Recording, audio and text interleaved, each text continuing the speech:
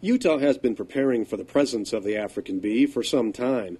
Agriculture and public safety interests have tracked the bee's movement into Arizona, California, Nevada, and now into Utah. Communities in other states have successfully learned how to safely live with the bee. We need to understand this insect and know how to protect ourselves and be safe. Utah and the rest of the country rely on honeybees to pollinate many of our crops. Utah has about 350 beekeepers who contribute millions of dollars to the state's economy. The Utah Department of Agriculture and Food and the state's beekeepers are working with communities to educate people about the differences between the gentle European honeybee and the aggressive Africanized bee. African bees look like regular honeybees but are dangerous because they defend their nests vigorously. They attack by the thousands to drive away an unwanted intruder. This extreme behavior changes the way we all think about honeybees. We all must be very careful when around honeybees now. Honeybees spread by swarming. A swarm contains a queen bee and many worker bees. They are frequently seen hanging in branches of trees while they look for a new home. When we think of bees, we think of them living in wooden hives, producing honey and being cared for by beekeepers. In the past, we were comfortable having them close to where we live and work. Our high regard for honeybees should not change now that African bees are here. The best advice regarding beehives is leave them alone. Honeybees also live in unmanaged nests called feral colonies. Feral hives often live in hollow trees, but in Utah's desert climate, such trees are far and few between. In this case, bees find other places to develop a hive, such as in rock formations or underground. It is common to find bee colonies in rock crevices. Bees can build colonies in natural or man-made caves, such as mine shafts or an opening in abandoned buildings. In cities, bees will make their nests in parts of buildings such as in attics and open walled areas of homes. A hole provides access to a space large enough to build a nest. African bees sometimes build nests in underground water meters. Bees need lots of water to cool their nests, especially in the summer. Bees visiting flowers are important for pollination. Even Africanized bees are seldom aggressive while foraging for pollen. They turn aggressive when defending their hive. Not all bees are Africanized, but it's difficult to tell them apart just by looking at them. That's why it's best to treat all bees as potential threats and avoid areas where bees are present.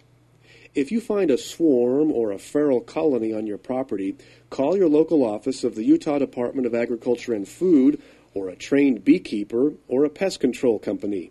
Here is a list of Agriculture Office telephone extensions. If you find a hive on your property, do not try to kill the bees yourself. If the bees are Africanized, simply approaching the nest could set off thousands of stinging bees that will attack you or anyone nearby, including pets and farm animals. Unprotected people or animals that cannot flee could be attacked and stung so many times they could die. If you accidentally see or create a stinging event, call 911 immediately to report it. Fire departments have been trained to respond to stinging emergencies, and they wear special protective suits to locate the colony. The firemen, with their suits taped shut and wearing bee veils, use a special foam mixture that kills the bees. Besides eliminating existing bee colonies, you can deny places for bees to nest by bee-proofing your house. Find all the cracks and holes in the outside walls and foundation that can lead to places where bees can nest. Fill those holes and cracks to prevent bees from building nests inside. Bees do not like dark-colored clothing. When bees attack, they go for your head. Do not swat at the bees because this disturbs them even more. The best defense is to protect your head with a coat or shirt and run away as fast as you can. Remember to leave an opening so you can see where you're running. When hiking or camping, be aware of feral colonies. Check out the area before you set up camp. Take extra care when using noisy machinery. Many people have been attacked when mowing their lawn or operating any machinery that makes a loud noise or vibrates. In any situation, keep an escape route in mind. Never jump into water. Instead, look for a car or building. These are good places to escape bees.